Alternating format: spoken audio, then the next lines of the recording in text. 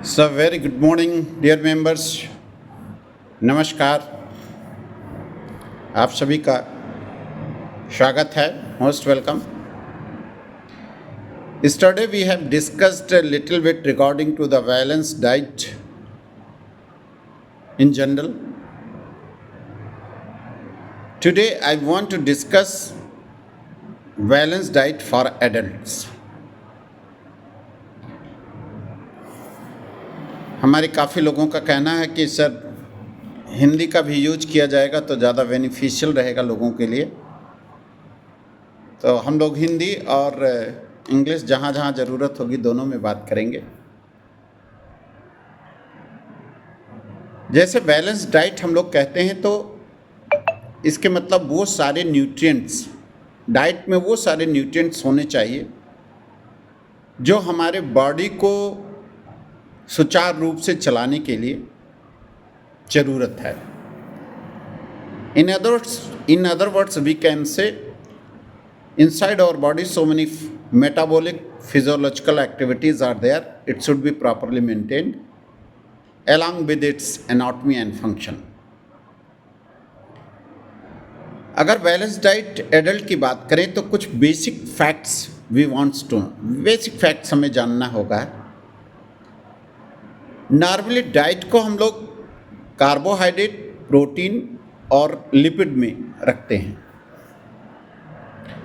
Carbohydrate ऐसा समझा जाए कि एनर्जी प्रोवाइड करने का मेन सोर्स है। It is one of the most important source by which we are getting the energy. Calorie के फॉर्म में हम एनर्जी पा रहे हैं, और उसमें भी कार्बोहाइड्रेट भी बहुत टाइप के होते हैं, सिंपल कार्बोहाइड्रेट और कॉम्प्लेक्स कार्बोहाइड्रेट। तो हम भोजन में अपने खाने में सिंपल और कॉम्प्लेक्स दोनों ले रहे हैं। If suppose that whenever we are taking the sugar, glucose, these are the simple, और जब कभी हम राइस हुआ, पोटैटो हुआ, ये सब ले रहे हैं तो उसमें कॉम्प्लेक्स हुआ, जैसे स्टार्च रिच।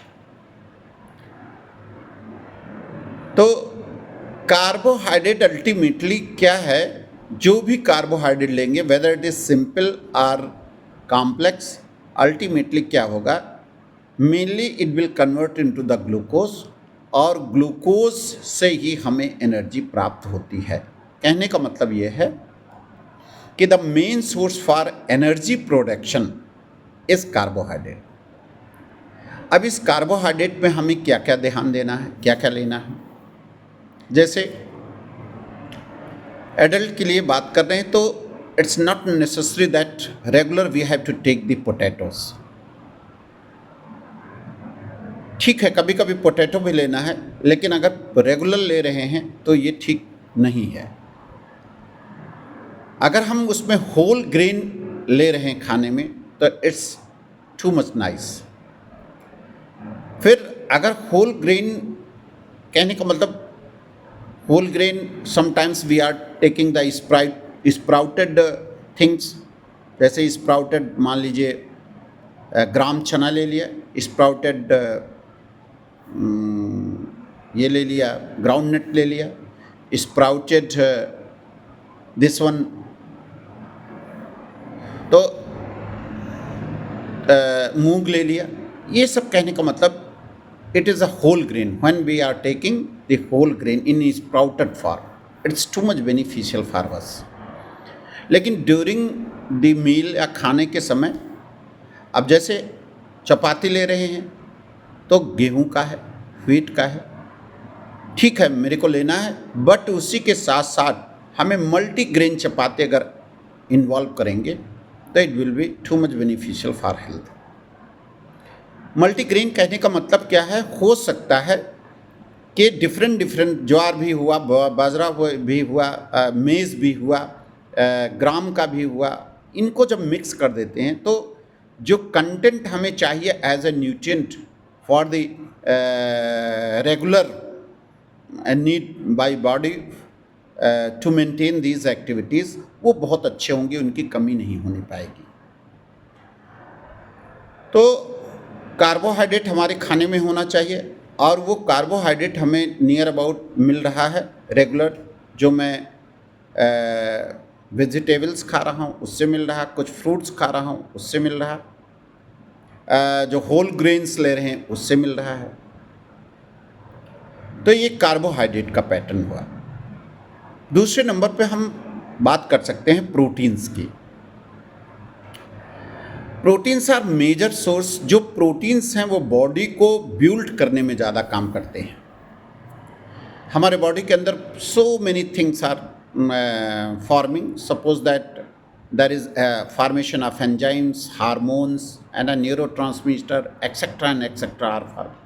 इन सब में नॉर्मली प्रोटीन्स का पार्टिसिपेशन होता है। अब मैं कहता हूँ हेल्दी प्रोटीन लेना है। Healthy protein mean all those proteins which are required by our body in the essential form, जिनकी हमें खाने में ज़रूरत है। तो हेल्दी प्रोटीन्स अगर हम लेंगे तो it will be good for us. अब जैसे मिल्क है तो milk it is a good source of balance diet. 1 या 2 गिलास हम पर डे मिल्क को ले सकते हैं। और अब ये भी डिपेंड करेगा, इफ़ समवन इज़ ओबेस, ज़रूरत से ज़्यादा मोटा है, तो वो जो मिल्क लेंगे स्किम्ड मिल्क लें। स्किम्ड मिल्क मीन जिससे हमने अननेसेसरी जो फैट था ये सब बाहर कर दिया है, तो वो हो गया आपका सोर्स।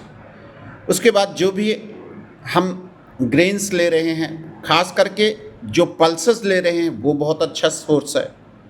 रेड मीट भी सोर्स है but it will be not too good than the other. मतलब रेड मीट को हम अवॉइड कर सकते हैं इन सब चीज़ों को।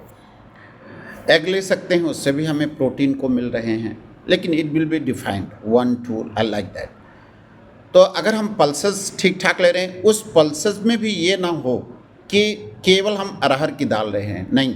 Time to time we have to change our pulses also. Sometimes we are taking moong, sometimes we are taking this one Cajanus cajan arhar, sometimes कुछ हम लोग ले रहे हैं चना का ले लिया, कभी हमने मटर का ले लिया।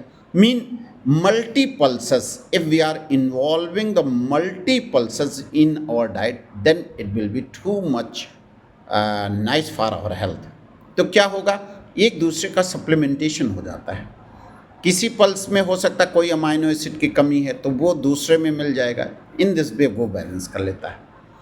अगर हम रेगुलर एक ही पल्स को ले रहे हैं, अरहर भी ले रहे हैं या समथिंग कोई एक ले रहे हैं, तो it is not good for our health. तो हमें प्रोटीन को भी देखना है। और प्रोटीन का क्या होता है, proteins plays very important role for the formation of so many we can say biomolecules inside our body, as well as they are directly involved for the formation of structural component of the body। तो ये बात हो गई। तीसरा जो component होता है वो हो गया आपका लिपिड का, ऑयल एंड फैट्स। देखिए, अगर रेगुलर बटर लेते हैं तो it is not too much good, sometimes we have to take the butter. Desi ghee लेते हैं it's okay, but per day not more than 1 spoon, वो काफ़ी होगा। अब जो ऑयल की बात करते हैं उसमें भी ऑयल डिफरेंट टाइप के होते हैं। एक हुआ सैचुरेटेड ऑयल। अगर कोई ऑयल है जिसमें सैचुरेटेड कंटेंट का मात्रा ज़्यादा है, उसको हम लोग कहते हैं fatty acids. If suppose that saturated fatty acids are more than it is not good for our health. या हमारे उसमें ट्रांस फैटी एसिड्स ज़्यादा हैं तो ये हमारे बॉडी के लिए बहुत अच्छे नहीं। तो हमें वो ऑयल लेना है जिसमें अनसैचुरेटेड फैटी एसिड्स अधिक हों, उसको हम कहते हैं poly unsaturated fatty acid, PUFA. Mean poly unsaturated fatty acid rich. If we are taking the oil and fats then it's okay. अब जैसे उसमें क्या है, ओलिव ऑयल में ये देखा गया है कि अनसैचुरेटेड फैटी एसिड्स ज़्यादा होते हैं, it's good for health. Mustard oil भी काफ़ी अच्छा है। बहुत ज़्यादा रिफाइंड पे नहीं जाना है। बहुत रिफाइंड चीज़ें जब लेते हैं तो जो उसका प्रॉपर न्यूट्रिएंट होता है या जो परफेक्टनेस न्यूट्रिएंट में होना चाहिए वो ख़त्म होता रहता है।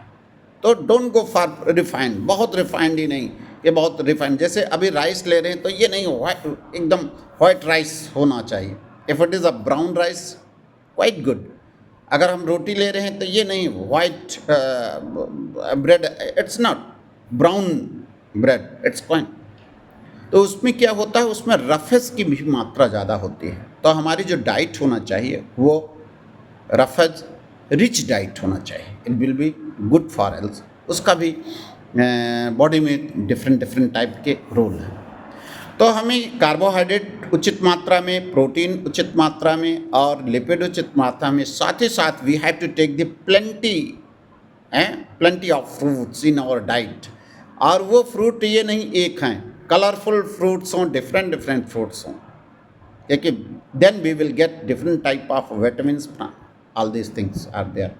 तो फ्रूट की भी मात्रा अच्छी होनी चाहिए। वेजिटेबल्स हों, different different type of varieties vegetables, ये मिलना चाहिए। और साथ ही साथ हमें फ्लूइड का अमाउंट भी अच्छा होना चाहिए। Water we have to take at least 2 liters per day. Along with this one we have to take the पानी के साथ साथ तो हम चाय भी ले सकते हैं, ग्रीन टी हुआ, कॉफ़ी भी ले सकते हैं कभी कभी, 1-2 कप, इट्स ओके। उनमें भी अच्छी चीज़ें होती हैं, किसी में कैफ़ीन है, किसी में फ्लेवोनॉइड्स हैं, और ये सब चीज़ें भी अच्छी रहती हैं। तो I think that very very thanks to all of you. आज के लिए इतना ही काफ़ी, और फिर नेक्स्ट वीडियो में मिलते हैं।